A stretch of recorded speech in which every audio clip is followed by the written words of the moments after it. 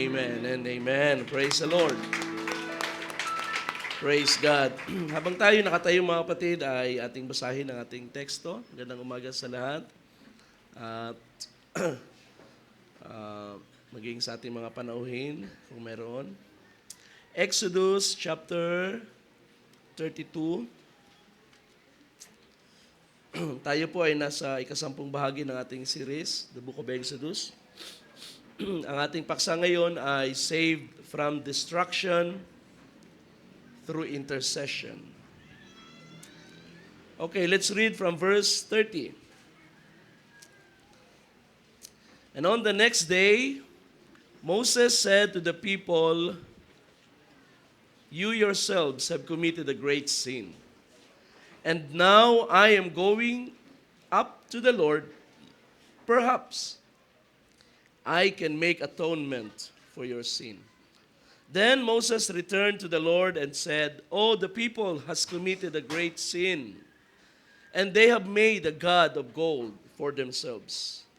But now, if you will forgive their sin, very well. But if not, please wipe me out from your book, which you have written." However, the Lord said to Moses, "Whoever has sinned against me, I will wipe him out of my book. But go now, lead the people where I told you. Behold, my angel shall go before you. Nevertheless, on the day when I will punish them for their sins." Then the Lord struck the people with a plague because of what they did with the calf which Aaron had made. Lahat na magsabing amen? Amen. Tayo po'y makakaupo na mga kapatid.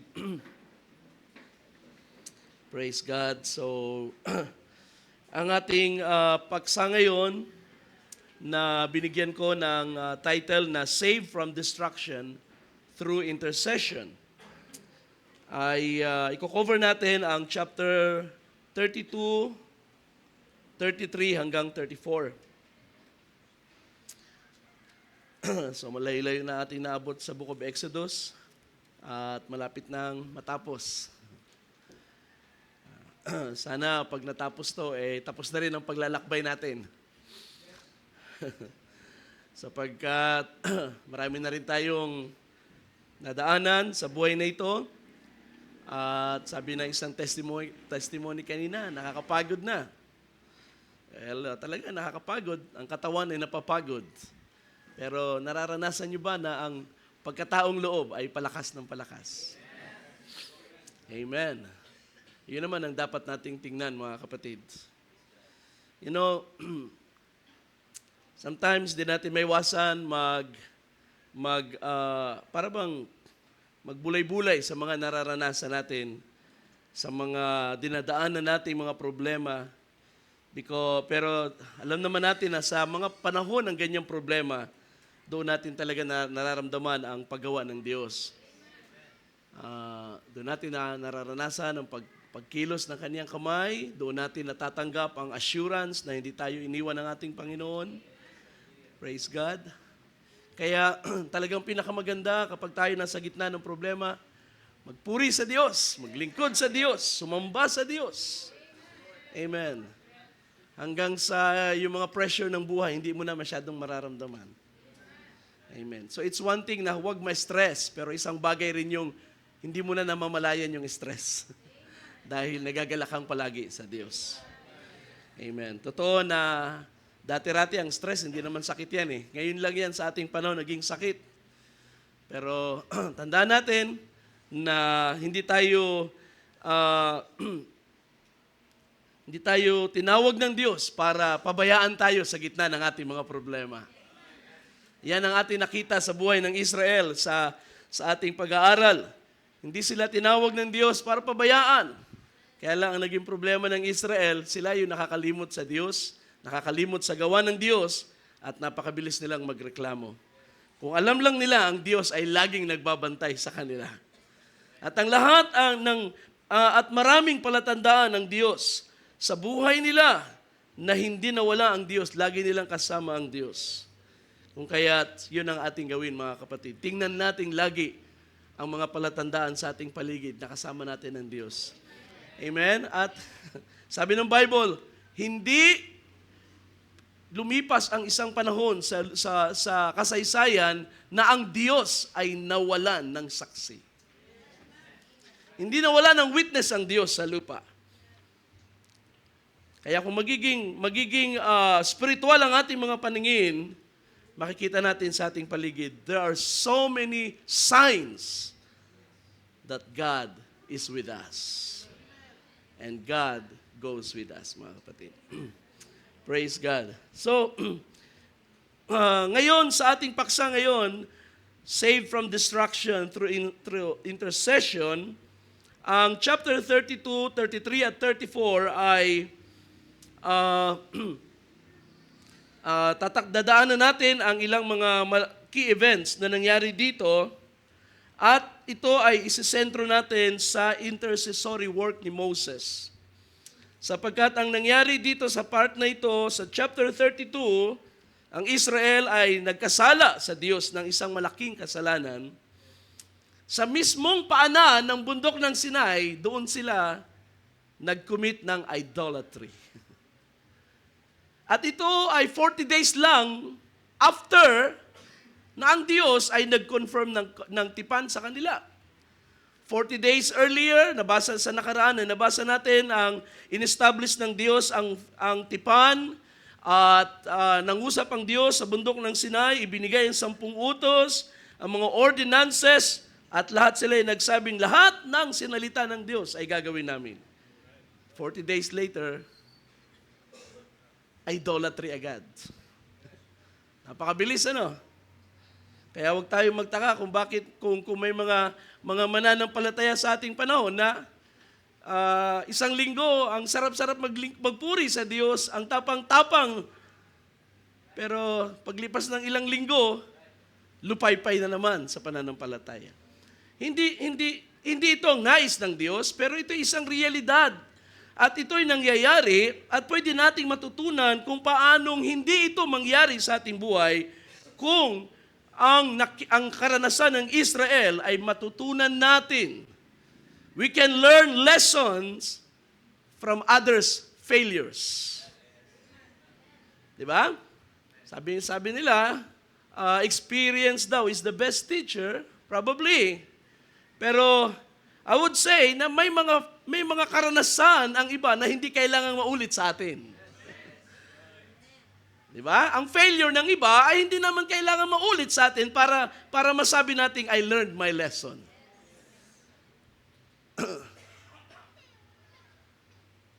Pag tayo ay nakakita ng mga sitwasyon sa ating buhay, nakita natin kung paano nag-fail ang iba sa isang sitwasyon, at nakita natin ang danger na tayo ay pwede ring mahulog sa ganoong kalagayan, then hingin natin ang karunungan sa Diyos at ang kalakasan na malagpasan natin yun. That is learning. At pwede nating sabihin, kapag tayo ay natuto, kapag tayo nakakuha ng lesson sa ating mga failures, sa ating mga karanasan, yan ay bahagi ng ating kamangmangan. Pero ang matuto sa failure ng iba, yan ay wise. Diba? That's wisdom. So, ipinakita ang nangyari sa Israel para hindi na maulit.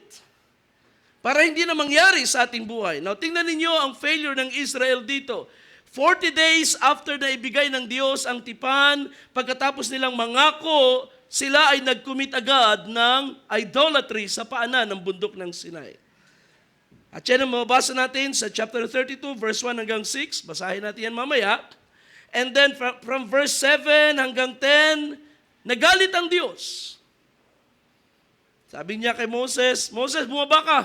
Yung bayan mo ay may ginagawang kalokohan sa baba. Minsan pag tayo galit sa ating anak, parang gusto nating i-disown, di ba? Yung anak mo, sawayin mo nga yung anak mo.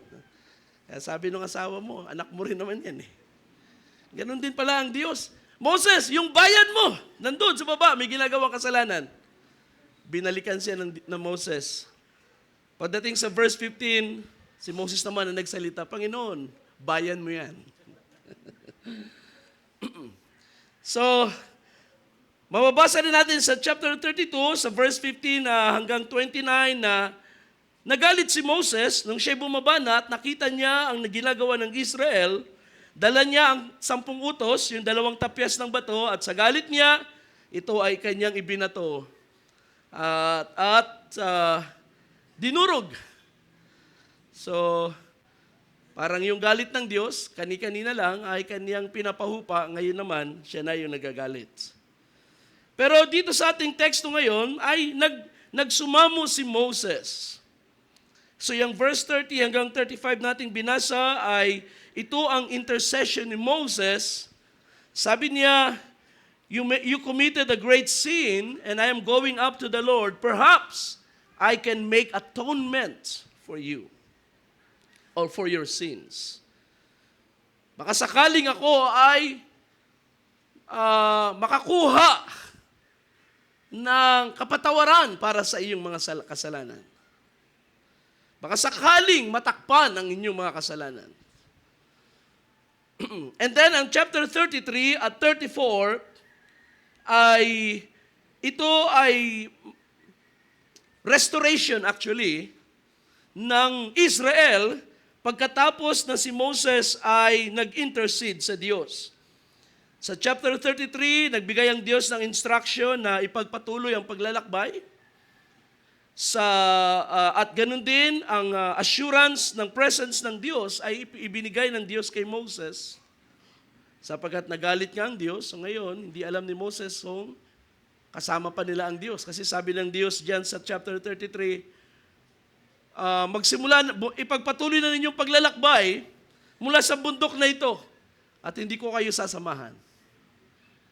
Baka kapag ako ay pumarian sa inyong kalagitnaan, ay patayin ko kayo sa aking galit. So it was a very sad time para sa Israel.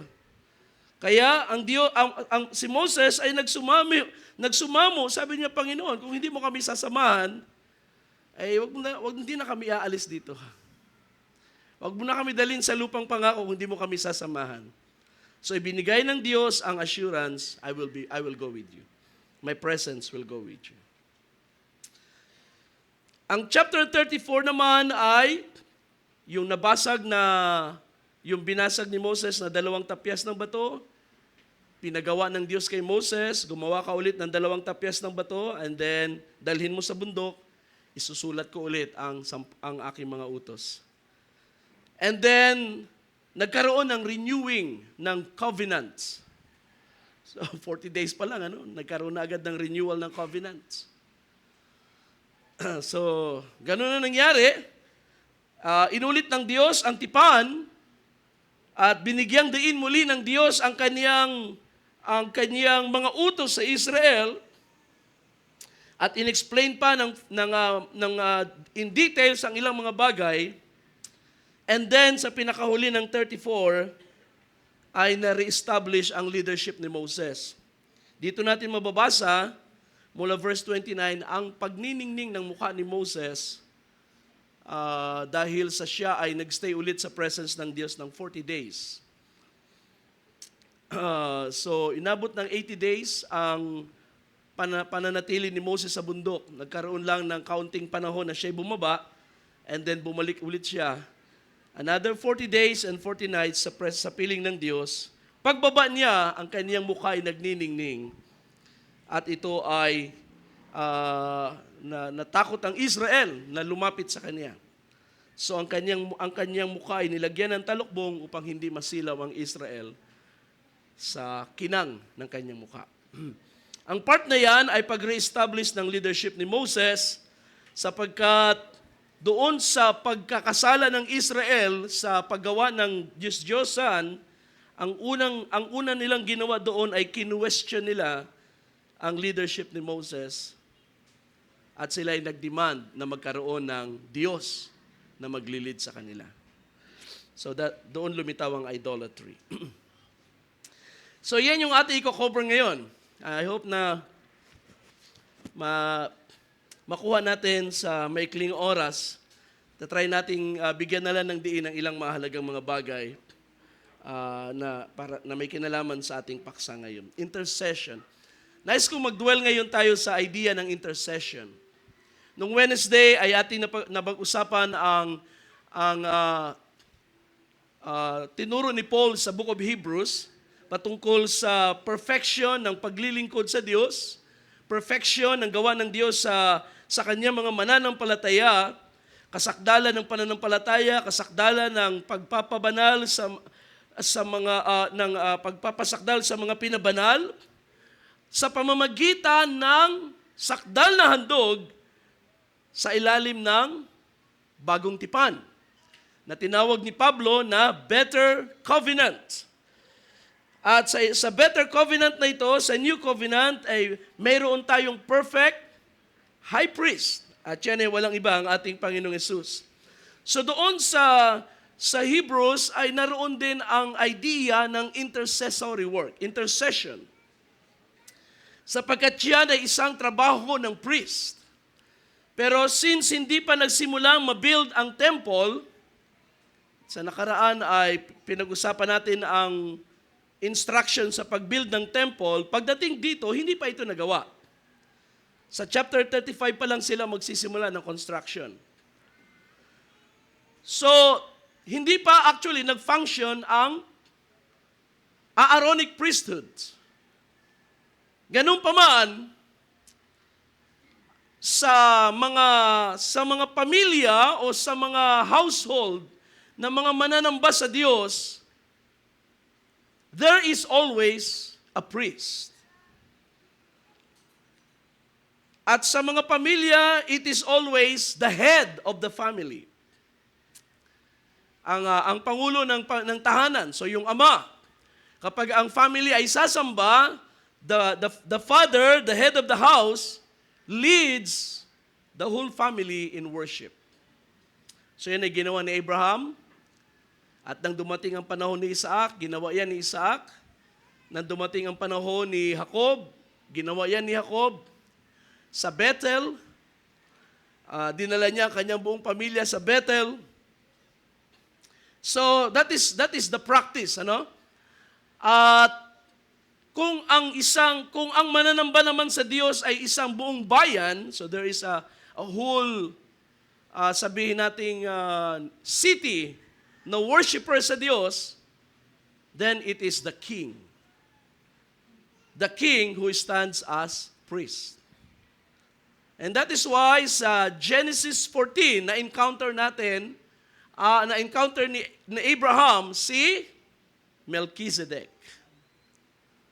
Si Melchizedek ay, anong sabi ng Bible? He is the king of Salem and the priest of the Most High. So he is the king priest.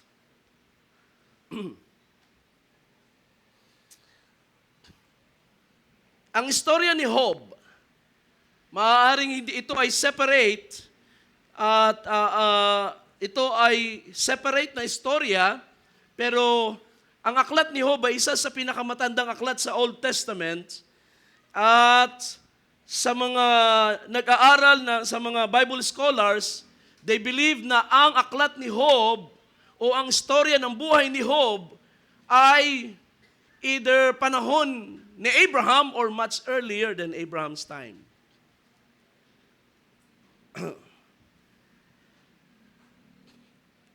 Anong ating makikita sa istorya ni Job? Si Job ay worshiper sa Diyos, a man who feared God. At siya ang naglilid sa kanyang sangbahayan sa pagsamba sa Diyos. So Job was the priest of the family. Bagamat sa ating panahon tayong lahat spiritually ay part ng royal priesthood ni Kristo, pero wag nating aalisin sa ating sangbahayan na ang bawat ama ng tahanan ay dapat manguna sa sangbahayan sa paglilingkod sa Diyos. Hindi tama na yung wife ang mas masipag pang sumamba. Hindi rin tama na yung mga anak ang mas masipag pang maglingkod sa Diyos at ang tatay ang laging pahuli-huli papuntang church. Dapat tayong mga ama ang mangunguna. Dapat tayong mga ama ang maglilid sa sangbahayan.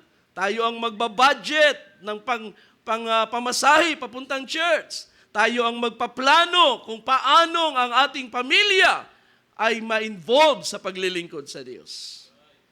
Of course, in the absence of the father, di ginagampanan niya ng ating mga masisipag na mga nanay. Na mga nanay na sila na rin ang tumatayong mga parang ama na rin sa bahay. Kaya minsan nakakarinig tayo ng mga patotoo. Marami tayong mga sisters na ang mga asawa ay unbeliever. Noong nakaraan lang, Sister Flor, di ba? Biyuda naman na sister. Andiyan pa Sister Flor? Okay na ba Sister Flor? Okay. Alam ko nasa bahay na siya. Pero alam natin ang struggle ni Sister Flor. Kahit nung buhay pa yung kanyang asawa, ay talagang sinisikap niya ang kanyang maglingkod sa Diyos. Simula pa nung malilit ang kanyang mga anak. Tayo ay nasa Cubao pa noon. As early as 2009 or 2008, no, ay nasa church na si Sister Flor. At dinadala yung kanyang mga anak. Walang lalaki na gustong sumama sa kanya, kaya sinisikap niyang maglingkod sa Diyos sa abot ng kaya niya. At hanggang ngayon ay meron tayong mga sisters na sila ang nagtataguyod sa mga anak pagdating sa paglilingkod sa Diyos. Sana naman ang mga anak ay huwag nating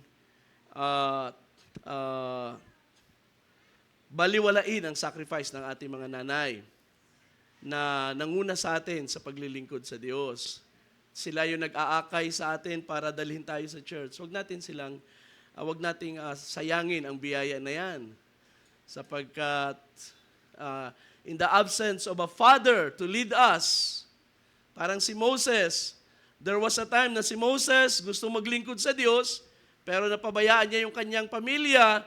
Meron siyang 2 anak na lalaki na hindi natuli, nagsilakihan na, ay napabayaan niya. Pero meron siyang asawa, si Zipporah, na nag-initiate na gawin ang tama para sa kanyang sangbahayan. So thank God for those women. So, kung babalikan natin ang ating pinag-uusapan, ang intercessory work ay trabaho ng isang saserdote. At kung meron tayong mga ama ng tahanan na nangunguna sa pamilya, sa paglilingkod sa Diyos, gusto kong sabihin, you're doing a great job. That is the right thing to do. Ano man ang kalagayan ng inyong sangbahayan, mga anak, kung nakikita ninyo ang inyong mga ama ay masipag, nangunguna sa gawain, magpasalamat kayo sa Diyos. Dinadala niya kayo sa tamang direksyon. Huwag niyong masyadong tingnan ang kanyang mga limitasyon. Magpasalamat kayo sa Diyos na siya ay nagsisikap na gawin ang tama para sa kaniyang pamilya. And I believe there is blessing from God na darating sa inyong mga buhay kapag mayroong ganitong leadership sa ating pamilya. Amen. Ngayon, sapagkat ang Israel ay wala pang priesthood, wala pang priestly function, sino ang head ng Israel during this time? Moses. Moses ay tumatayong parang ama ng buong bayan. Kaya nga sabi ng Diyos, Moses, your people, yung bayan mo. At naramdaman ni Moses ang burden na ito na ang kasalanan ng Israel, walang ibang mamamagitan, walang ibang magsusumamo sa Diyos para sa kanila, kundi siya. Kahit sa panahon ni Job, balikan ko lang ulit si Job, mababasa natin yan na si Job, sa kanyang pangamba na ang kanyang mga anak ay magkasala sa mga panahon na sila ay nagpa-party. Di ba? Yun ang istorya ng Book of Job. Pag birthday ng isang anak, lahat ng anak ay naroon sa bahay ng birthday celebrant.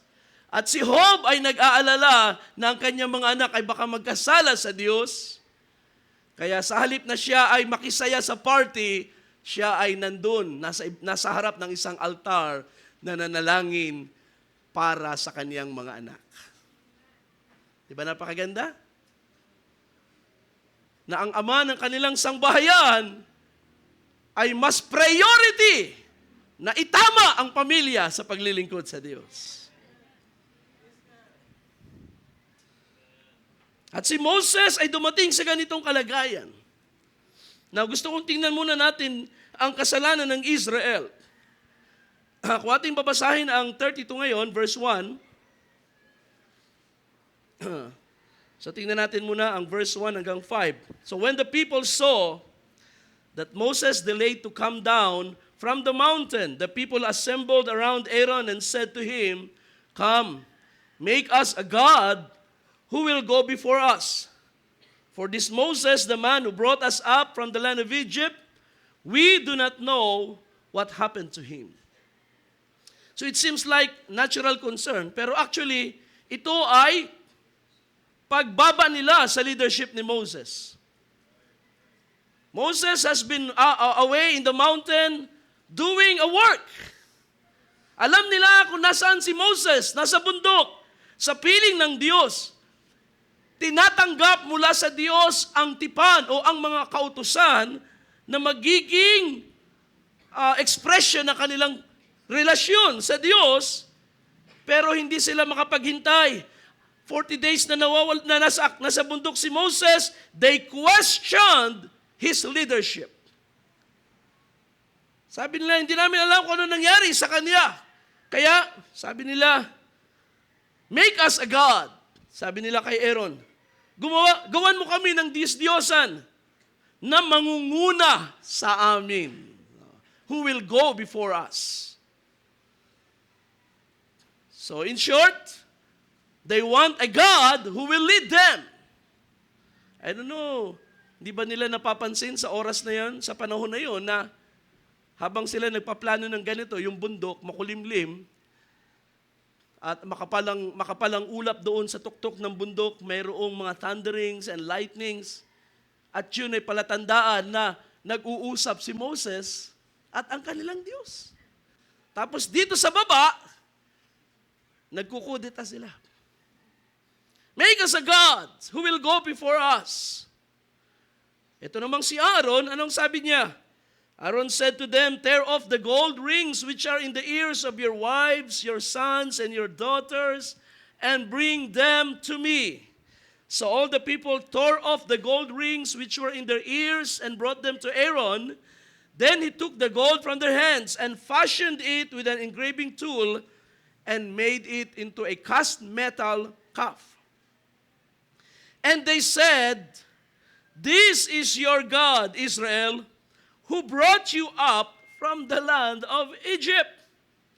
Imagine, nagpagawa sila ng Diyos-Diyosan at kinuha ang mga ginto, mga alahas, at nabuo ang isang guyang baka, at ngayon naisisigaw nila, ito ang inyong Diyos, Israel, who brought you up from the land of Egypt. So inattribute nila yung Diyos-Diyosan sa Diyos na sa Diyos na naglabas sa kanila sa Ehipto. Nalimutan ba nila agad na ang Diyos ay nagsabi 40 days earlier, huwag kayong gagawa ng mga larawang inanyuan at huwag ninyo itong luluhuran ni paglilingkuran man. Napakabilis. Pagkatapos yung Diyos-Diyosan ay tatawagin nilang Yahweh. Inattribute nila kay Yahweh ang Diyos-Diyosan na ito. So when Aaron saw this, he built an altar in front of it, and Aaron made a proclamation and said, "Tomorrow shall be a feast to the Lord." Wow. Nag-prepare sila ng kapistahan para sa Panginoon. So paano nangyari na napakabilis na ang Israel ay nag-commit ng idolatry? Mapapansin ninyo mga kapatid na ang nangyari sa Israel sa panahon na yon, sa ating binabasa, ay hindi iba sa mga nangyayari sa ating panahon. In fact, dito makikita natin ang ilang indikasyon kung paanong ang tao ay nagre-resort sa idolatry.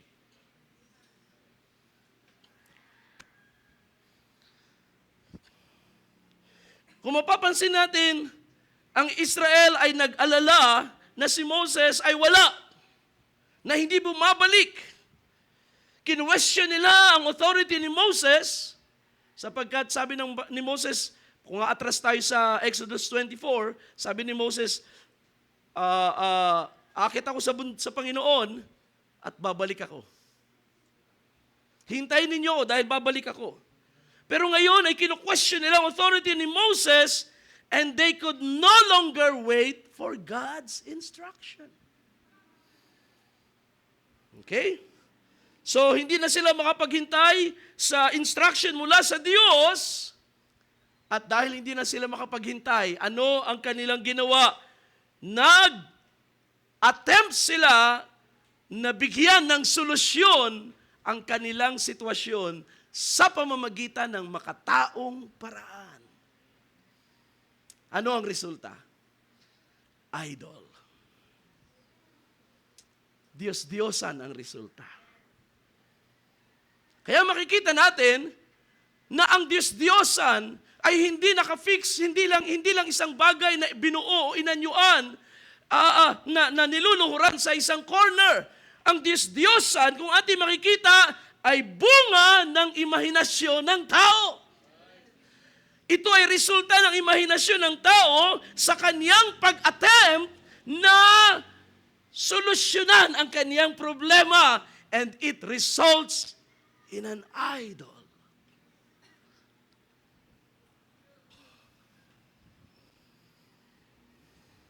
An idol is nothing, sabi ni Pablo. We know an idol is nothing. Wala naman talagang Diyos-Diyosan eh. Halimbawa, meron ba talagang anong image sa history hanggang ngayon ang nagre-represent ng isang real God besides Yahweh?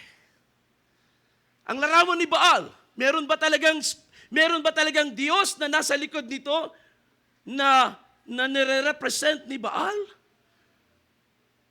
Ang mga Diyos-Diyosan ng Egypt na winasak ng Diyos, pinahiya ng Diyos sa 10 salot. Wala naman talagang Diyos, wala naman talagang deity na nasa likod nun. Kaya nga sabi ni Pablo, an idol is nothing. Ngayon, kung mayroong idol na nagawa ang tao, walang ibang nag-introduce niyan, kundi resulta yan ng imagination ng tao, ng kanyang sinful, corrupt imagination. Kung merong espiritu na nasa likod ng mga images, it's not the Spirit of God, it could only be Satan. Di ba? Na nag-a-attempt na siya ay makakuha ng pagsamba sa mga tao na gusto niyang sambahin din siya at kilalaning Diyos. Pero kung ating titingnan sa sitwasyon ng Israel, ang kanilang image, ang kanilang idol na na-create ay resulta ng kanilang imagination. Resulta ng kanilang attempt na solusyonan ang kanilang problema sa pamamagitan ng makataong pamamaraan. At yan ay malaking kasalanan sa Diyos. Yan ay malaking kasalanan sa Diyos sapagkat kapag ang tao ay nagsimula ng mag-resolve ng problema niya sa kanyang sariling pamamaraan, it means wala na siyang tiwala sa Diyos. Ano pa ba ang ibig sabihin nun? Pag ikaw ay nagsisimula na mag-resolve ng iyong problema sa iyong makataong paraan, alam mo na mayroong salita ang Diyos, alam mo na may pangako ang Diyos, alam mo na mayroong solusyon ang Biblia, ang kasulatan para sa mga problema mo, pero ikaw ngayon ay humahakbang sa iyong sariling pamamaraan. Anong ibig sabihin nun? Kundi ikaw ay mas nagtitiwala sa iyong kaisipan kaysa sa salita ng Diyos. Amen! At yan ay applicable sa lahat ng bagay sa ating buhay. Applicable yan sa ating business. Applicable yan sa ating mga relasyon. Applicable yan sa mga bagay na dinidesire natin or kahit sa mga legitimate needs natin when we need God and yet hindi natin maramdaman tila ang pagkilos ng Diyos and we make our own way para makita ang presence ng Diyos sa ating buhay. That's idolatry.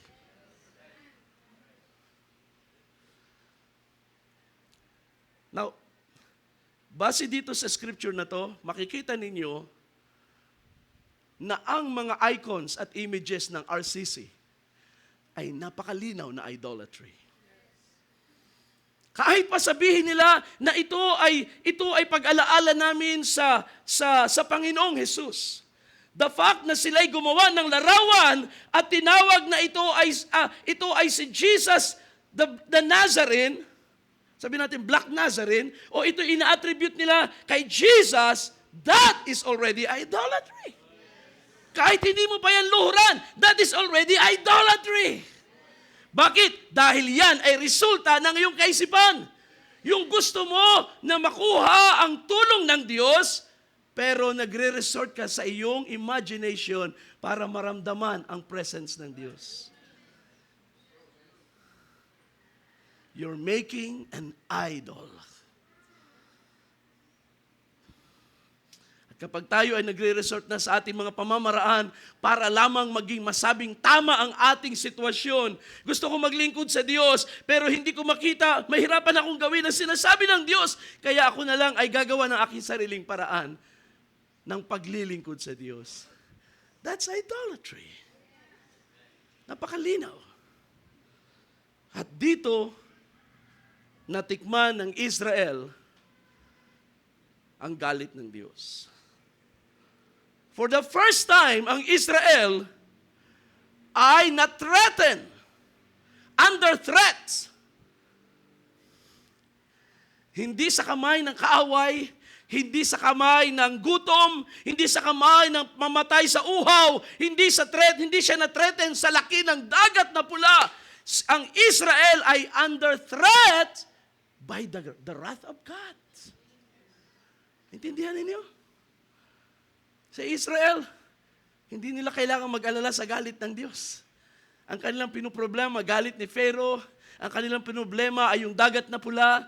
Saan kami dadaan dito, Moses? Mamamatay kami dito. Nung sila ay nauhaw, ang kinatatakutan nila ay mamatay sa gutom, mamatay sa uhaw. But this time, ang threat ay galing mismo sa Diyos because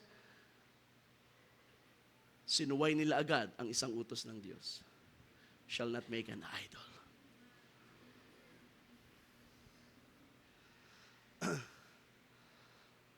Ang totoong threat na sa buhay natin, mga kapatid, ay hindi ang mga problema sa buhay na ito. Kaya nga sabi ni Jesus, huwag niyong katakutan yung kayang pumatay ng katawan, pero hindi kayang pumatay ng kaluluwa. Sapagkat isa lang ang may kapangyarihang pumatay ng katawan at ng kaluluwa at ibuli dito sa dagat-dagatang apoy. Yan ay ang ating Diyos. Kaya kung kayo'y nagugutom, huwag kayong matakot. Kung kayo ay nasa harap ng malaking problema, huwag kayong matakot. Anak ng Diyos, kasama mo ang Diyos. Ang pinakadelikado ay kapag ikaw ay kumakalaban na sa iyong Diyos. Ang pinakadelikado kapag ang iyong hakbang ay kontrary na sa kalooban ng Diyos, sapagkat ang kalaban mo ay ang Diyos.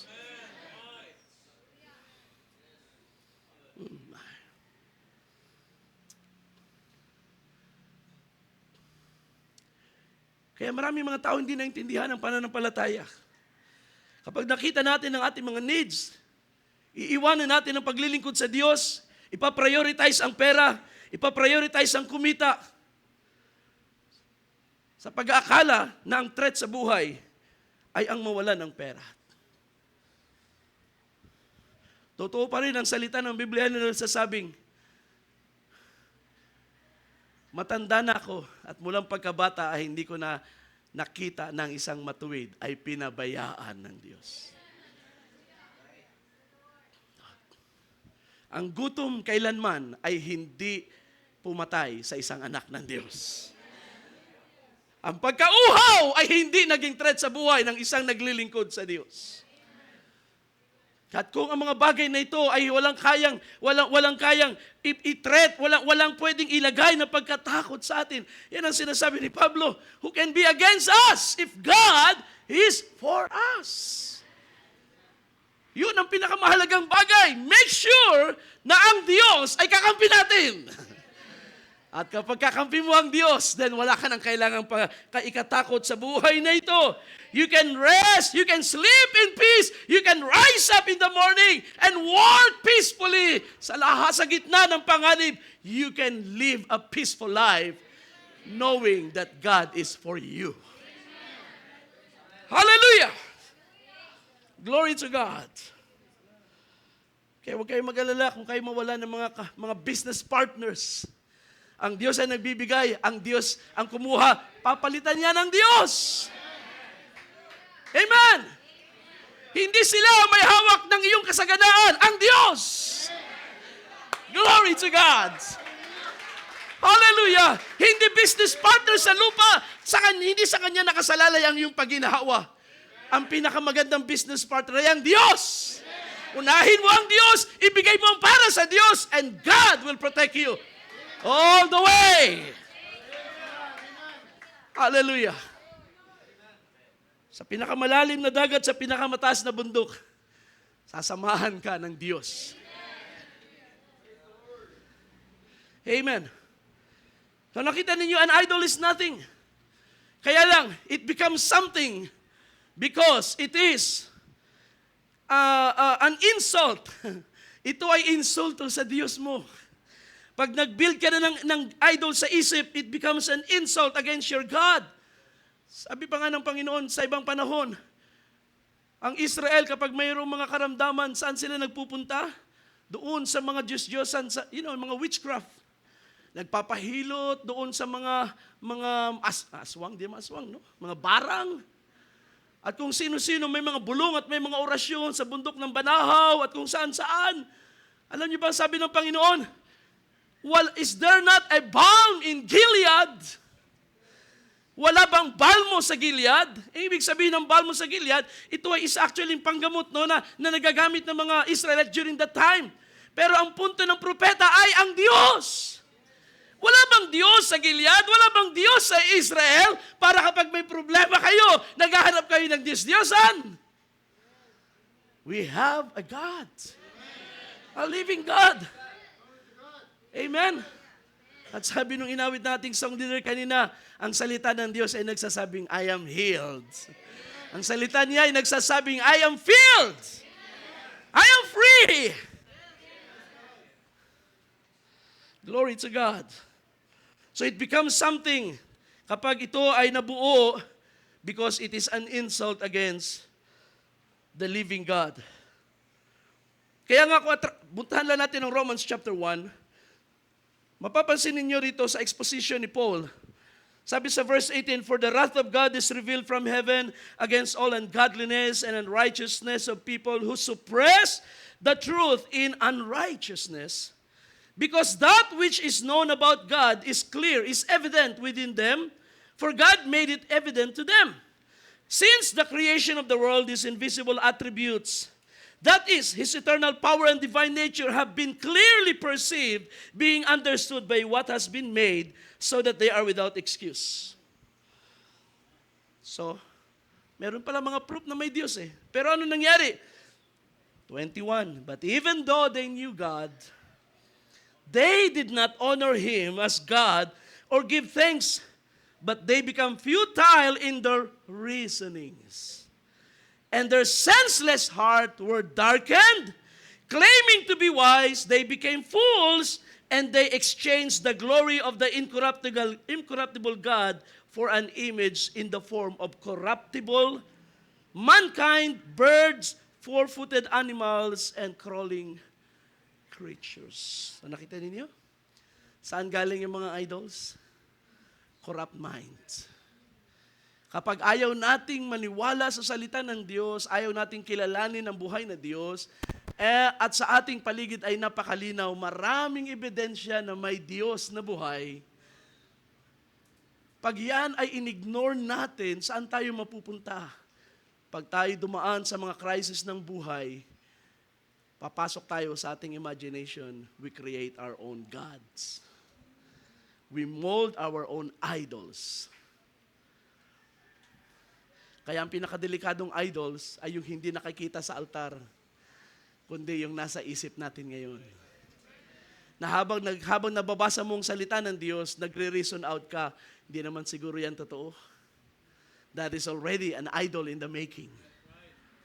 Na habang pinapayuhan ka ng iyong magulang mula sa salita ng Diyos, nagre-reason out ka, that is an idol in the making. Darating ang panahon, hindi mo na pahalagahan ang salita ng magulang because meron ka ng idol sa puso mo. At kung ang utos ng magulang ay mahalaga, gaano pa ang utos ng Diyos? Amen. So, okay, cut short natin ang istorya. So, ang Israel ay nahulog sa kasalanan, and then it becomes, nadagdagan pa ang kanilang kasalanan kasi nga, nag-celebrate sila. Nag-create sila ng feast sa Panginoon. At alam niyo ba kung ano nangyari sa feast na ito? Sabi ng verse 6 sa Exodus 32. So the next day, they got up early and offered burnt offerings and brought peace offerings, and the people sat down to eat and drink and got up to engage in lewd behavior.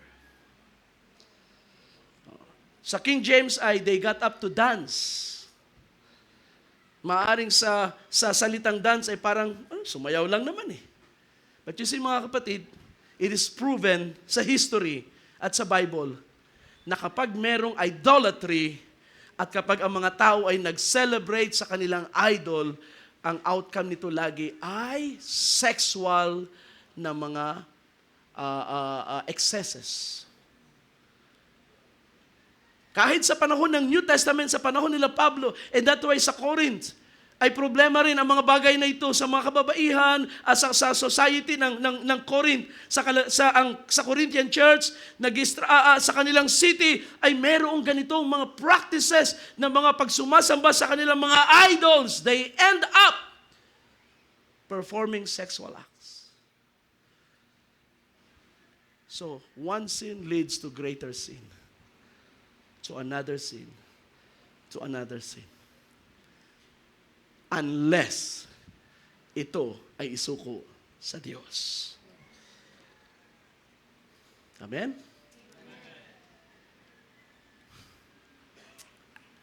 I find it interesting mga kapatid. And I believe ito ay ito'y napakahalaga. Na ang unang-unang utos sa Ten Commandments, you shall have no other gods. Because lahat ng kasalanan, lahat ng activity ng tao na sinful and evil, it all starts with idolatry. Rebellion against God, putting up your own idol through your imagination. Atras tayo sa Genesis chapter 3. Anong sabi ng serpent? Of course, it's Satan through the serpent. Ano ang sabi ng serpent?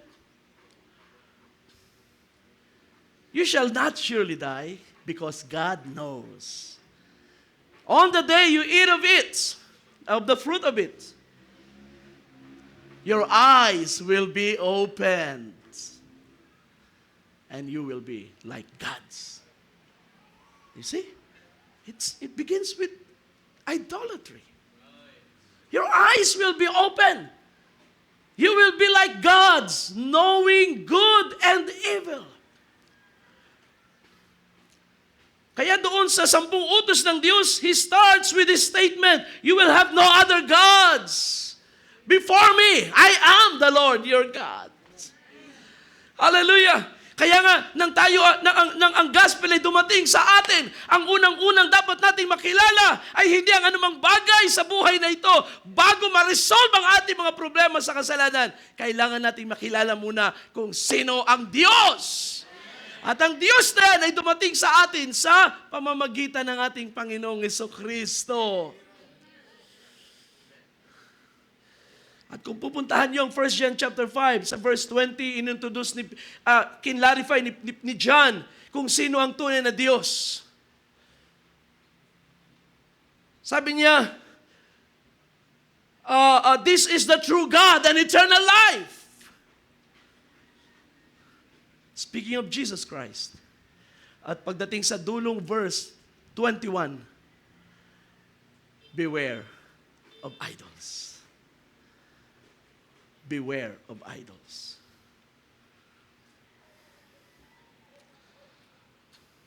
The moment na ating nireject ang deity ng ating Panginoong Jesus, another idol is building up sa ating kaisipan. And that is contrary to the authority of the Word of God. Beware of idols. Guard yourselves from idols. Kaya,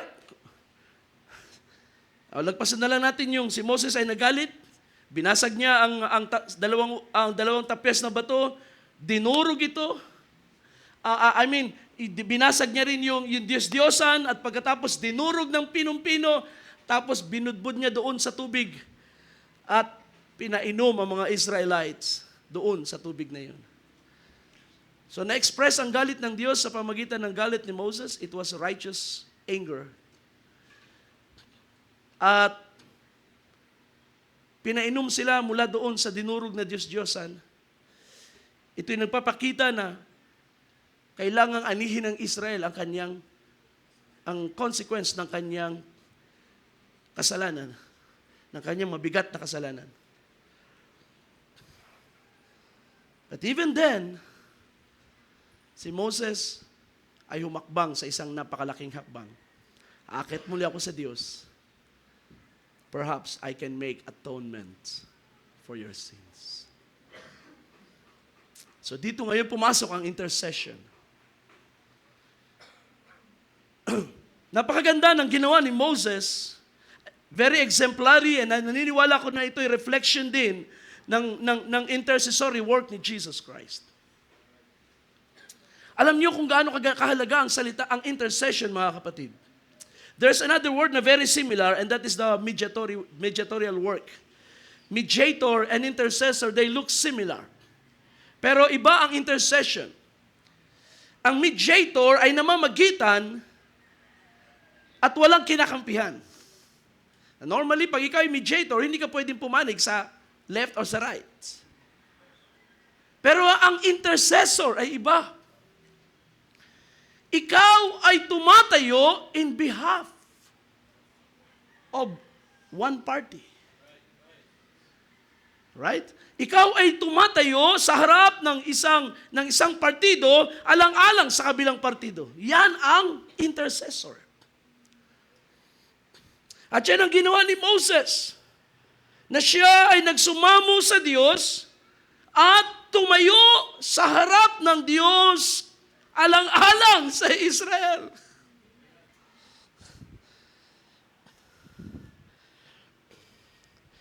Gusto kong puntahan natin ng isang statement sa Deuteronomy chapter 9 sapagkat nirecount ni Moses ang nangyari dito doon sa Deuteronomy chapter 9. Basahin niyo na lang, bago natin puntahan ng chapter 9, dito sa Exodus 32, you can read, from verse 7 hanggang 10, yung galit ng Diyos, sapagkat ang galit ng Diyos dyan ay nagsabi na, pabayaan mo ko, Moses, upang ang aking galit ay magliyab laban sa kanila, at puksain ko sila. So God was really going to destroy Israel. Mabasa niyan sa verse 10. That my anger may burn against them, and that I may destroy them. And I will make of you a great nation. So gagawin pa rin ng Diyos sa kanyang pangako, pero through Moses na. Andun ang galit ng Diyos. Kaya ang verse 11 hanggang 14 ay pagsusumamo ni Moses sa Diyos. Nagsumamo siya sa Diyos at ang sabi niya rito, Panginoon, bakit ang iyong galit ay nagliliyab laban sa iyong bayan? Against your people. na iyong kinuha mula sa lupain ng Ehipto sa pamagitan ng iyong makapangyarihang kamay.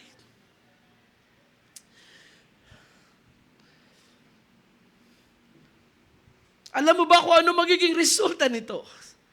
Mababalitaan ng mga Egyptians na pinatay mo sila at sasabihin nila, ganun lang pala ang gusto ng Diyos mangyari. Dadalhin sila sa disyerto para patayin. Pero ang pinakamagandang bagay na binanggit dito ni Moses ay yung sa verse 13, sabi niya, remember Abraham, Isaac, and Israel your servants, to whom you swore by yourself. And said to them, I will multiply your descendants as the stars. In other words, remember your promise. Remember your plan. Remember your good intentions. Sabi ni Moses, alalahanin mo ang iyong sinabi sa mga magulang nila. There was no reason para masiyahan ang Diyos sa mga Israel na ito. Kaya si Moses ay naghanap ng bagay na pwede magpahuba ng galit ng Diyos. Wala siyang maipresent galing sa Israel. Kaya't ang ipinaalala ni Moses sa Diyos ay ang sinabi ng Diyos sa mga magulang nila. At alam niyo ba ang sabi ng verse 14? The Lord relented of the harm which He said He would do to His people. Sa ibang salin pa, God repented. Nagsisi ang Diyos. O ibig sabihin, binawi ng Diyos ang kanyang sinalita. Para bang napakagandang isipin na ang Diyos bumabawi rin ang kanyang salita. Pero tingnan niyo mga kapatid, ang kanyang galit ay kayang bawiin ng Diyos. Pero ang kanyang pangako, hindi niya babawiin. Yan ang ating Diyos. Pag tayo nakagawa ng kasalanan, nagagalit siya. At meron siyang pwedeng gawing masamang bagay para parusahan tayo sa ating kasalanan. Pero kapag may nakita siyang pagsisisi at pagpapakumbaba, ang kanyang galit ay humuhupa at ang kanyang sinalita out of anger ay kaya ng Diyos bawiin. But not His promise. Hallelujah! Alam niyo ba kung bakit hindi pwedeng bawiin ng Diyos sa kanyang promise? Kung pupunta tayo sa Ephesians chapter 1, ang ugat ng lahat ng pangako ng Diyos ay yung sabi ni Pablo, the good will of His plan. Ibig sabihin, ang plano ng Diyos, nang ito'y kanyang pinlano para sa atin, ay napakaganda. Siya ay masaya nung nagplano siya. Siya ay in love sa atin nung siya ay nagplano. Kaya wala siyang babawiin sa lahat ng kanyang pinlano. Ang saktan ng anak ng Diyos dahil sa kanyang offenses ay hindi kasama sa plano ng Diyos. Kaya pwede itong pagsisihan ng Diyos at sabihin, the Lord relented of the harm. Sabi natin, parang hindi na siya Diyos. Mas lalo nga ako nga na-appreciate ang aking Diyos. Tingnan niyo ang tao, pag na-offend mo, hindi ka na kayang patawarin. Pero ang Diyos, kahit alam niyang ma-offend mo ulit siya sa susunod na pagkakataon, pero ngayon, pag nagsisi ka, kaya kanyang patawarin. Hallelujah. Yan ang kadakilaan ng ating Diyos. Kaya ang Diyos ay dakila, hindi lang dahil sa marami siyang kayang gawin. Ang Diyos ay dakila higit sa lahat dahil siya ay mabuti. Dahil siya ay mabait. Hallelujah.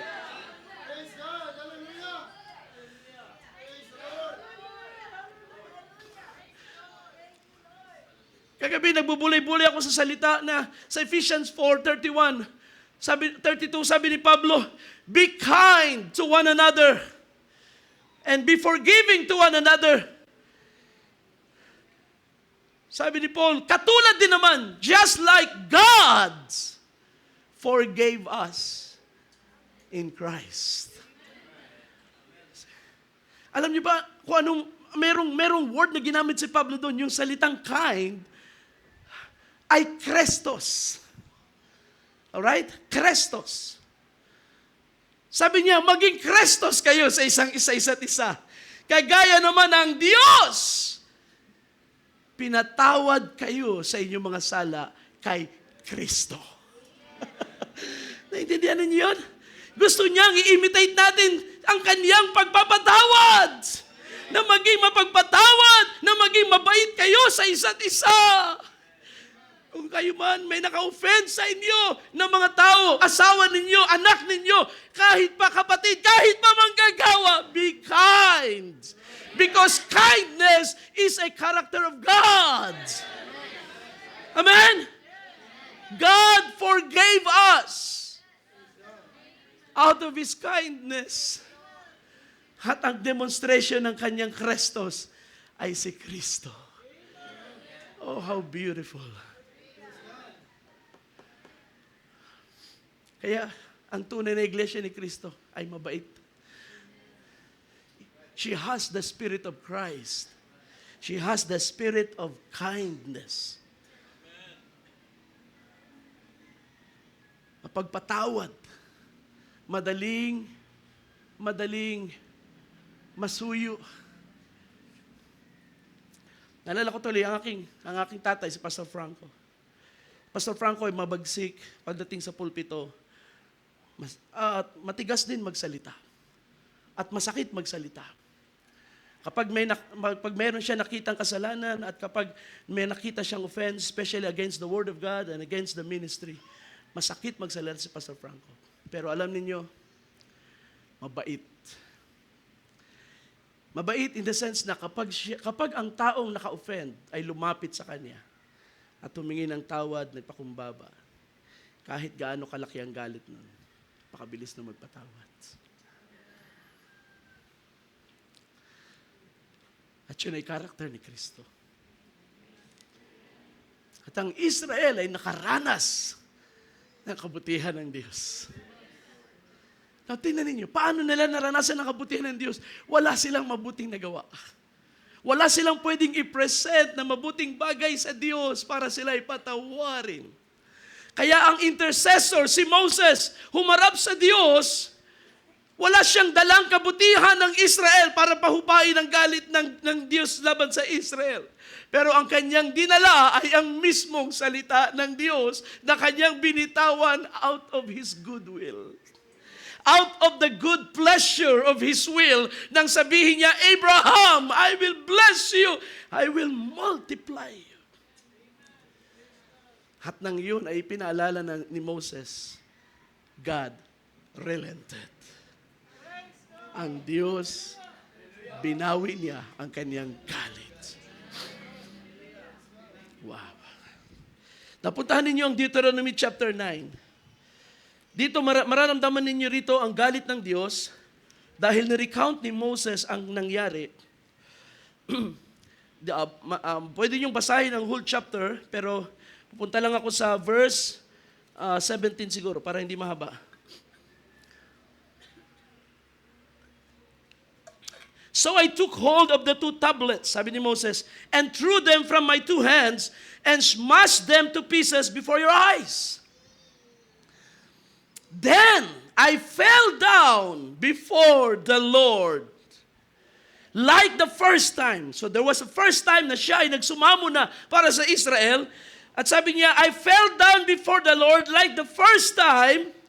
For 40 days and nights I neither ate bread nor drank water because of all your sin which you have committed by doing what was evil in the sight of the Lord to provoke Him to anger. For I was afraid of the anger and the rage with which the Lord was angry with you so as to destroy you. Daramdaman ni Moses ang galit. I don't know, ang Israel, I can imagine, nung sila ay nasa baba, hindi nila naramdaman ang galit na yun ng Diyos. It was Moses who felt the anger.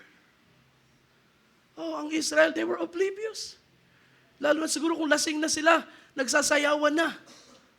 They were oblivious sa galit ng Diyos na pwedeng ibuhos sa kanila right there sa mismong paanan ng bundok ng Sinai, which was holy ground during that time.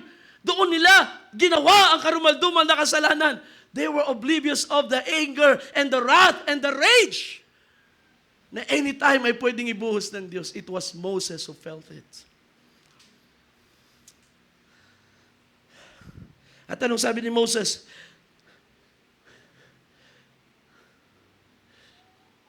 With which the Lord was angry with you so as to destroy you. The Lord listened to me that time as well. So yung ginawa niya rito ay parang, ito yung nirecount niya, ito yung statement niya dito sa Deuteronomy, sa Exodus, dito yung nangyari. At siya ay nagpaliwanag sa Diyos. At nakinig sa Kanya ang Panginoon. The Lord was also angry enough with Aaron to destroy him. So I also prayed for Aaron at the same time. Now, pansinin ninyo ang napakagandang character ng intercessor. Moses as the intercessor, una, buong tapang niyang hinarap ang galit ng Diyos. Hindi aware ang bayan, pero siya ang aware sa galit ng Diyos. At hinarap niya ang galit na yun. Siya yung nakaramdam ng wrath of God. Siya yung nakaramdam ng galit ng Diyos habang ang Diyos ay nagsasalita. He knew what God can do.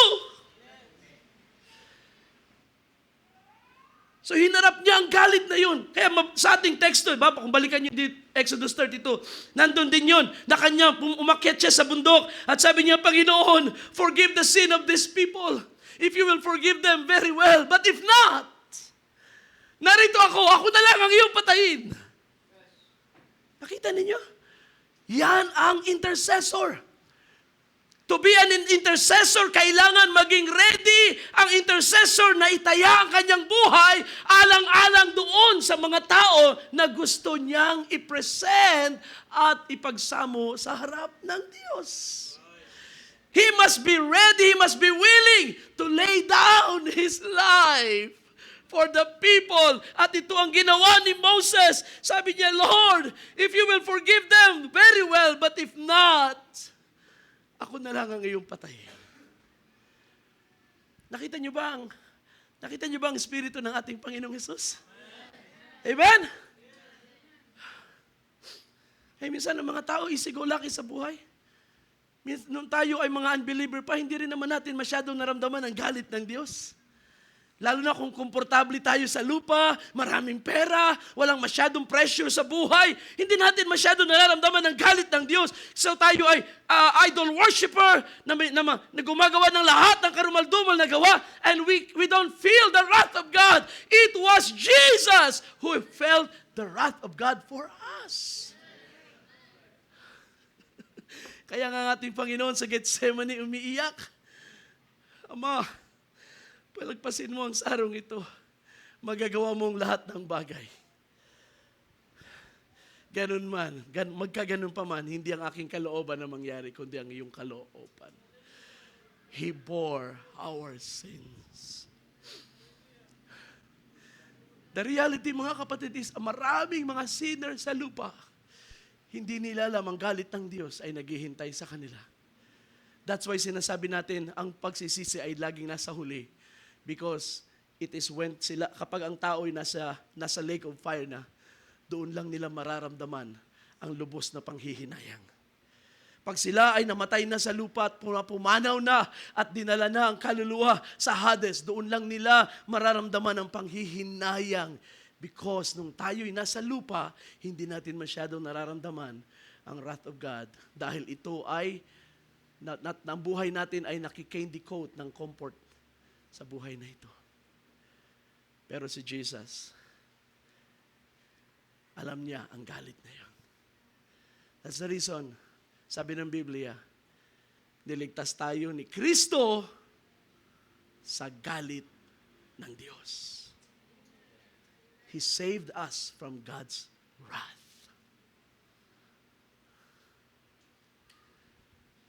At katulad ni Moses, ang ating Panginoon, itinaya niya ang kanyang buhay Sinalo niya ang lahat.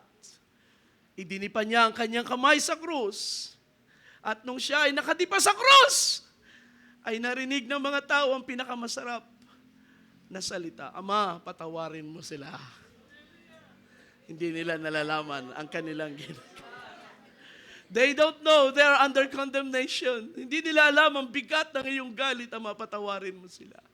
Sinalo niya ang galit ng Diyos.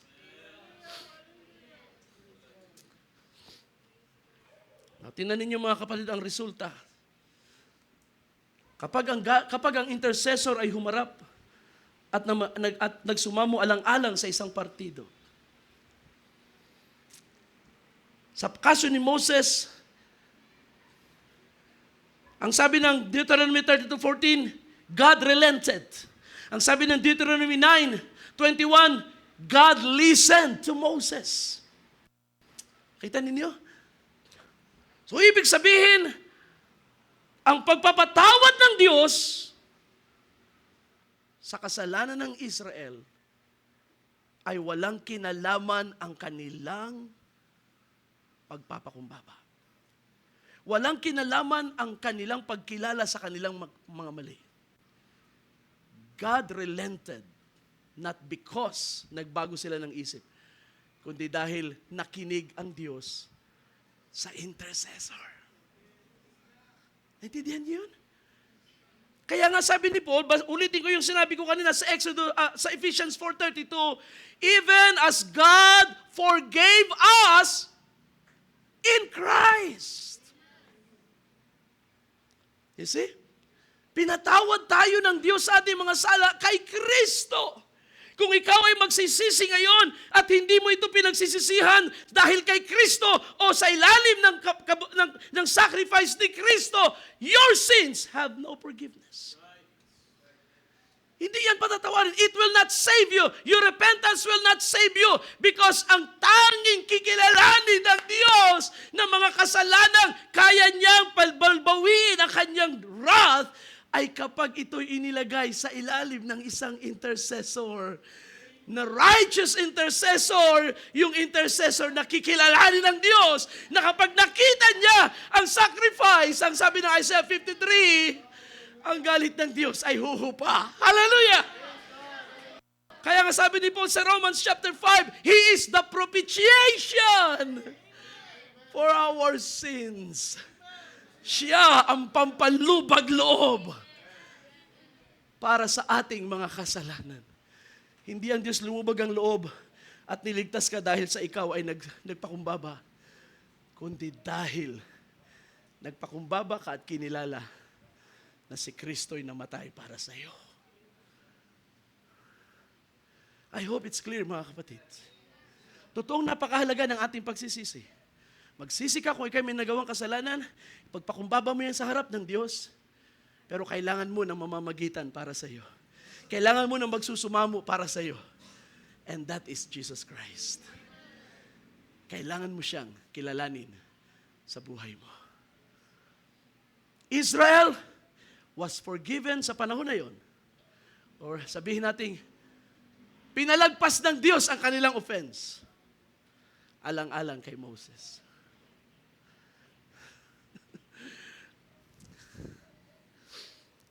That's why, maaaring hindi aware ang Israel during that time. Sila ay nasa ilalim ng awa ng Diyos. They are at the mercy of God through an intercessor.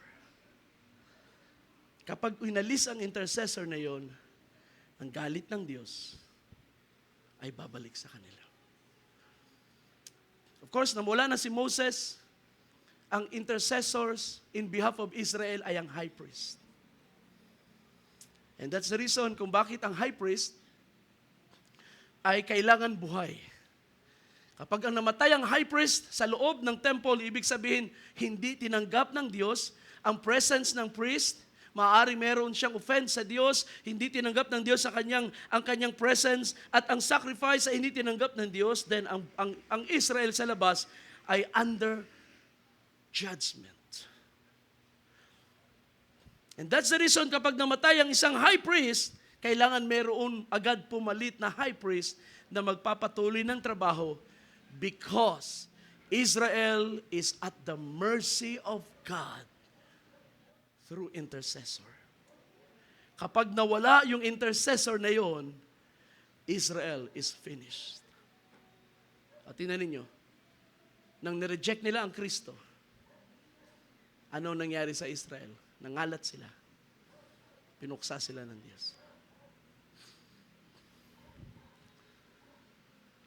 At yun ang kagandahan ng ating pinag-usapan noong nakaraan at nakita natin na si Jesus Christ ay high priest forever.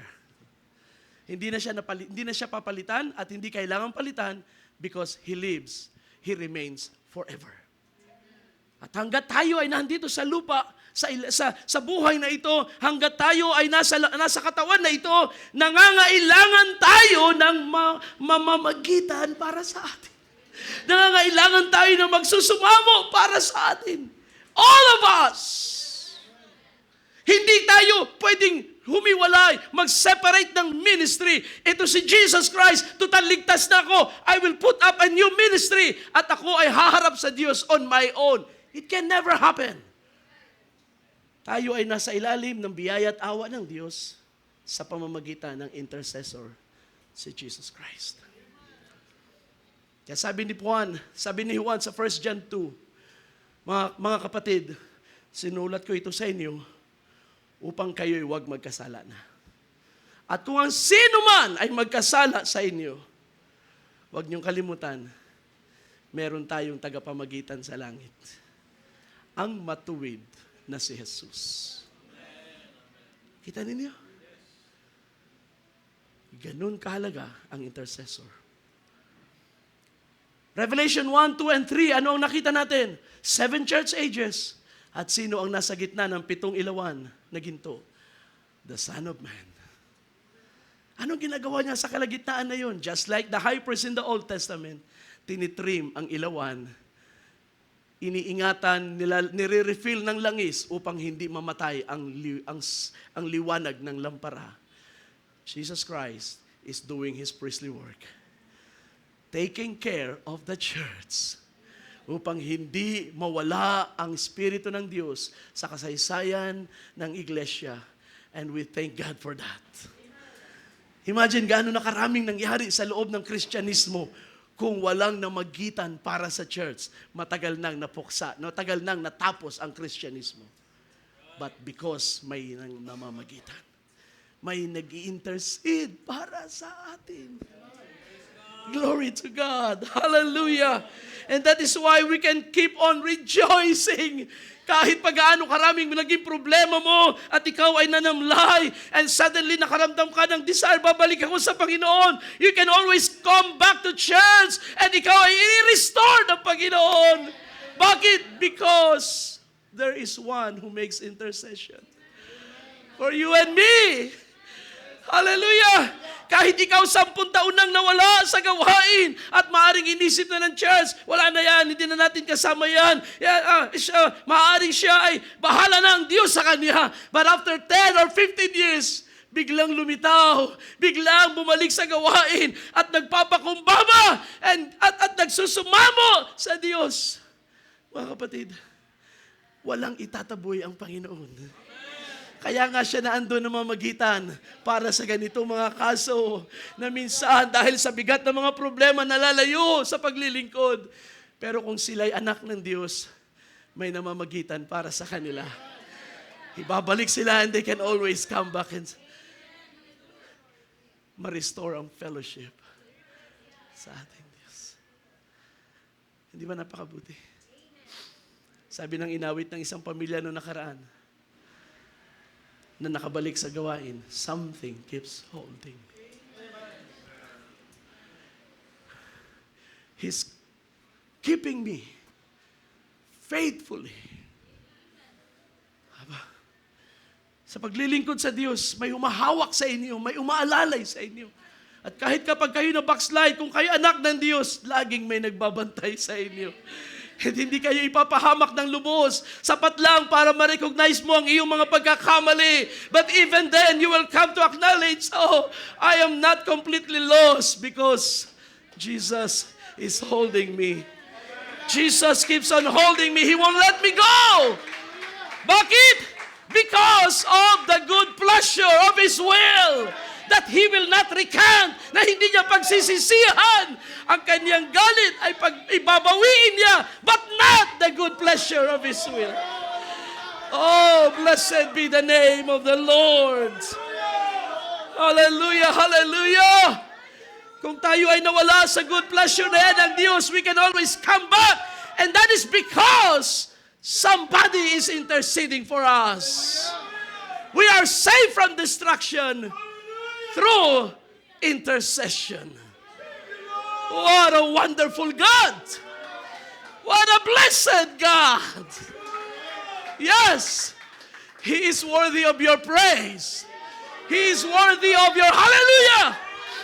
He is worthy of your applause.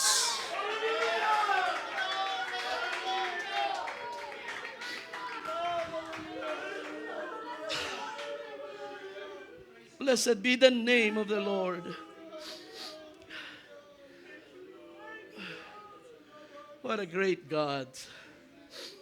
What a great God. Amen. So let me read Hebrews chapter 7. Sabi ng verse 25, therefore He is also able to save forever. Diba? To save completely. Why? Sabi niya, those who come to God through Him, since He always lives to make intercession for them. Kahit gaano kahabang iyong panahon sa sanlibutan, ikaw ay anak ng Diyos, Jesus will always make intercession for a child of God until the child is restored. Until the child returns at siya ay naibalik sa plano ng Diyos. Hallelujah. Hebrews 8, sabi sa 33, Romans chapter 8. Anong sabi ni Paul? Verse 33, who will bring charges against God's elect? Yan.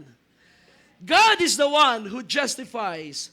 Who is the one who condemns? Christ Jesus is He who died, but rather was raised, and who is at the right hand of God, who makes intercession for us. Who also intercedes for us. Kaya ang sabi ni Paul, who will separate us from the love of God? Isn't that wonderful? Na kahit ang sarili mong kasalanan, hindi ka kayang ilayo sa Diyos. Pag ikaw ay anak ng Diyos, you will feel the wrath of God. Mararanasan mo ang galit, ang consequence ng iyong mali. But still, God will restore you. Oh my. God can restore His lost people. Kaya nga, naniniwala tayo, may restoration ng Israel sa uling panahon. Hintayin lang ng mundo na ang church ay marapture. Magkakaroon ng revival sa Middle East. At ang mga Hudyo na matagal ng uhaw na uhaw sa kapangyarihan ng Diyos ay matitikman nilang muli ang kapangyarihan ng Diyos. Israel will be restored.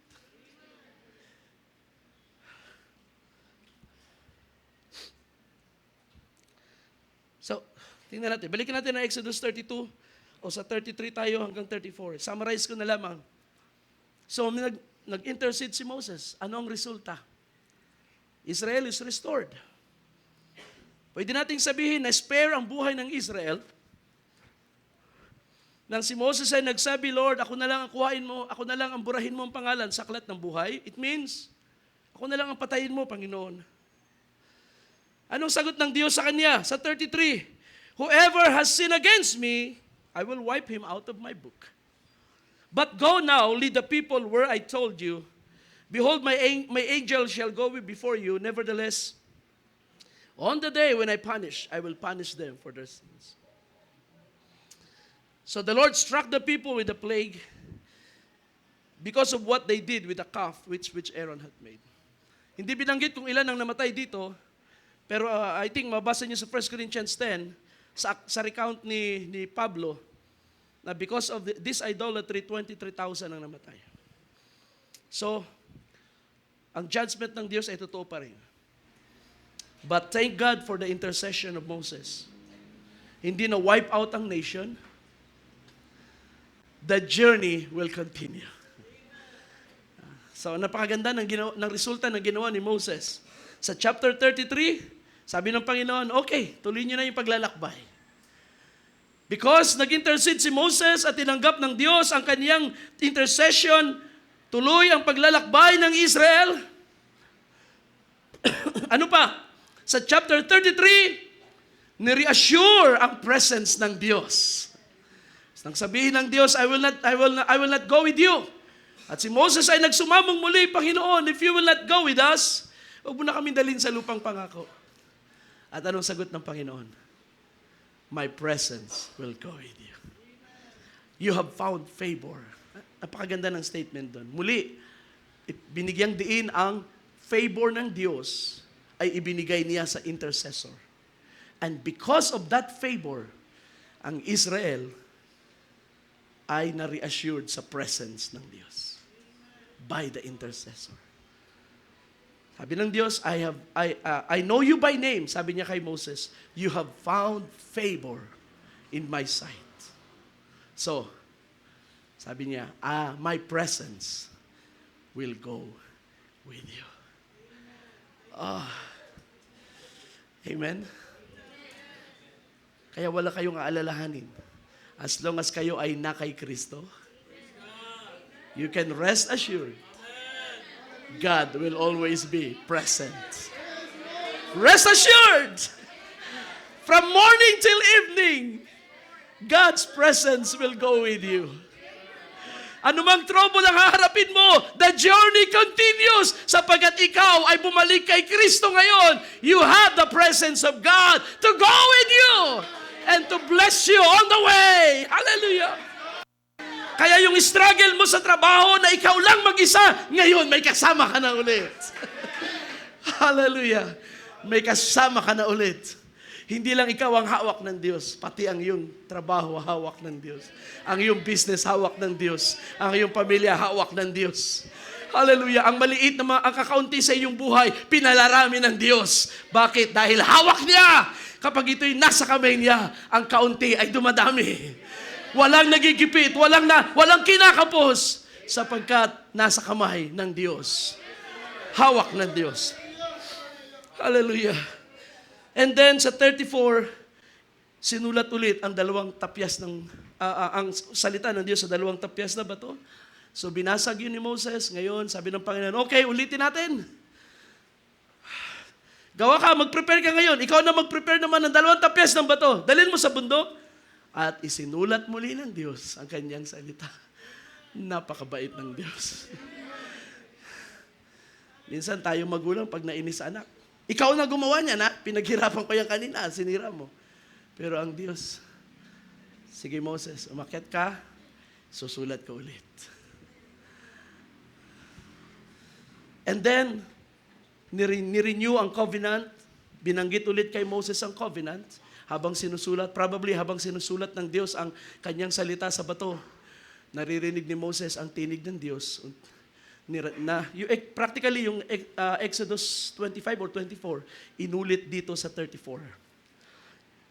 Ang mga wordings. So, the covenant was renewed.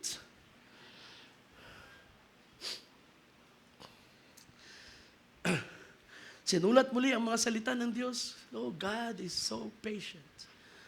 God is so patient and so kind. Kaya niyang ulitin ang nasira natin.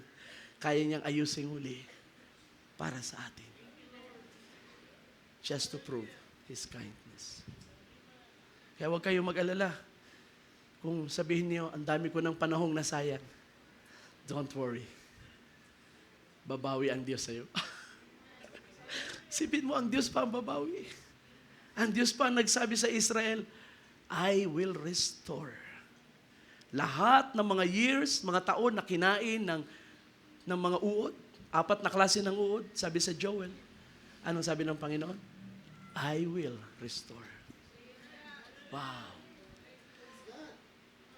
Kaya naniniwala ko, even the worst sinner can be restored. Even the worst person sa ating kalagitnaan, sabihin mo na, Pastor, ako na yata ang worst na tao sa ating kalagitnaan ngayon. Don't worry! God can restore. At kung genuine ang iyong faith sa Diyos, God will restore and make you brand new. Hanggang sa masabi ng mga tao, wala na akong maalala ng mga nangyari sa panahon nung ikaw ay backslider. And all I can see ay ang lahat ng gawa ng Diyos sa buhay mo. One after the other, sunod-sunod na gawa ng Panginoon.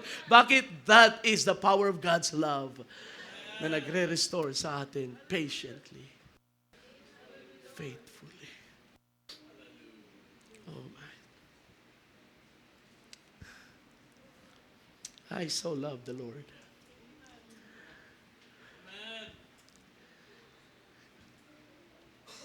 And the last thing na ginawa ng Diyos dito ay ni-reestablish niyang leader ni Moses. Yun na, yung ang pagbaba ni Moses after 40 days and nights, napakaliwanag ng kanyang mukha. At dito, pinagtibay ng Panginoon sa Israel, this is my man. So, siya ang aking kinakausap, makinig kayo sa kanyang mga sasabihin. Ang lahat ng kanyang sasabihin ay galing sa akin. Binaliwala niyo siya, at ang resulta ay idolatry. Kilalanin niyo ang leadership na ito because God, I am with this man. So ang kaluwalhatian ng Diyos ay nagningning sa kanyang mukha, and Israel recognized that. So, mga kapatid, alam niyo, nabasa ko sa isang commentary na ang aklat ng Exodus, it should have ended sa part na ito ng Israel ay nagkasala. That was the end, supposed to be, of the book of Exodus. But somehow, because of God's mercy, ayaw ng Diyos tapusin yung aklat on a sad note. Diba? Pangit na, no? Ending ng Exodus. Pagkatapos niyang ilabas with a mighty hand, ang ending ng istorya, galit ang Diyos. At salamat sa intercession ni Moses, hindi nagtapos ang aklat na malungkot. Ang huling bahagi ng aklat ay ang presence ng Diyos na sa kalagitnaan nila at ang tabernacle ay na-build up na. Hindi hinayaan ng Diyos na dito matatapos ang istorya. Gusto ng Diyos tapusin ng happy ending ang istorya ng kanyang mga anak. That's why, sabi ni Pablo, nakalimutan na ba ng Diyos ang kanyang bayan? No. Sabi niya sa Romans 11, I want you to know, ang pagkabulag ng Israel ay temporary lang. Pagkatapos ng fullness, pag umabot na sa fullness ang mga Gentiles, then salvation goes back to the people of God. Tatapusin ng Diyos ang istorya ng Israel with a happy ending. Amen? Kaya ang ating buhay sa lupa, huwag kayong mag-alala. We will have a happy ending. ang inyong mga struggle ngayon, matatapos yan. That's not the end of your life. Anak ka ng Diyos. Ang dulo ng buhay mo ay tagumpay. Hallelujah!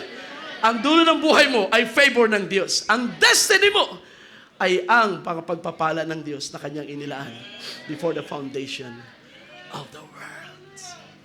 Amen. Kaya kahit hindi pa tapos ang iyong sad notes sa buhay na ito, magpuri ka na sa Diyos.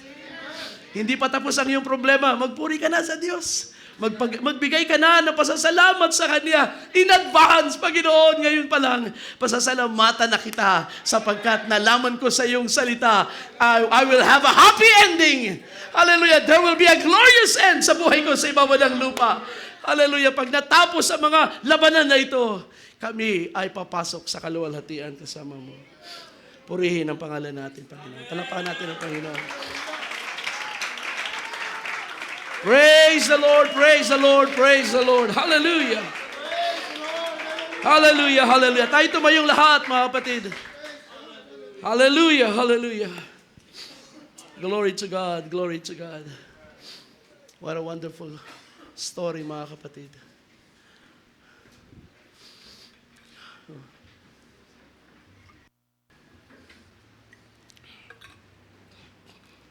Isa pang bagay na na ating makikita na resulta ng intercession ni Moses. By his intercession, it was proven that God never changes. Amen. Ang kanyang original plan, ang kanyang good pleasure of His will, it remains forever. Ang kanyang galit ay pasimula, ang kanyang galit ay panandalian lang. Tatapat ang kanyang kahabagan ay magpakailanman.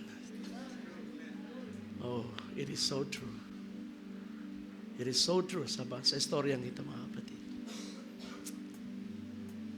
Kaya nang matapos ang impasse, ang isang temporary situation sa istorya ng Israel, may nag-intercede at pagbaba ni Moses, para niyang sinabi sa Israel, all is well. Tuloy ang paglalakbay. Tuloy ang construction ng tabernacle. Hindi tayo iniwan ng Diyos, kasama pa rin natin ang Diyos. Anong ibig sabihin niya? Huwag kayong mag-alala, bayan ng Diyos. Nagkasala man kayo, pero pinalagpas na ito ng Diyos. Nagbabago man ang ating mga damdamin at kaisipan, pero ang ating Diyos ay hindi nagbabago. He abides forever. Ang kanyang pangako ay hindi niya binawi. He will go with us. What a beautiful ending, mga kapatid. Kaya, diyan tayo mag-dwell. Diyan tayo magbabad ng ating mga pag-iisip, ng ating mga imaginations, at ang lahat ng ating concerns. Sabi nga ni Pablo sa Philippians 4, by prayer and supplication, lahat ng inyong mga concern ay ipaalam nyo sa Diyos. Ipaalam nyo sa Diyos, knowing na ang inyong Diyos ay mabait na Diyos at hindi nagbabagong Diyos. After all we have done, ganun din naman talaga kahit naman sa atin ngayon, after all we have done, His love remains. His purpose remains. God has not changed, and He will not change. Jesus Christ, the same yesterday and today and forever. Praise God. Dakilang Diyos, napakaganda ng mga salita mo sa oras na ito. We can feel your love for us, O Lord. Ang aming mga puso't kaisipan ay binabalot ngayon ng mayaman mong pag-ibig sa amin. We can hear your heartbeat, Lord, through these words na pumapasok sa aming mga tainga at sa aming puso. We can hear the heartbeat. And your heartbeat says, you love us. You love us, O Lord, from beginning to end, and your love has never changed one bit. Oh, how wonderful you are today. How wonderful you are, O Lord.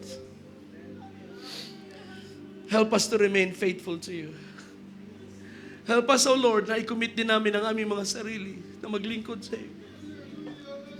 And to put our trust in you, Lord, in your plans.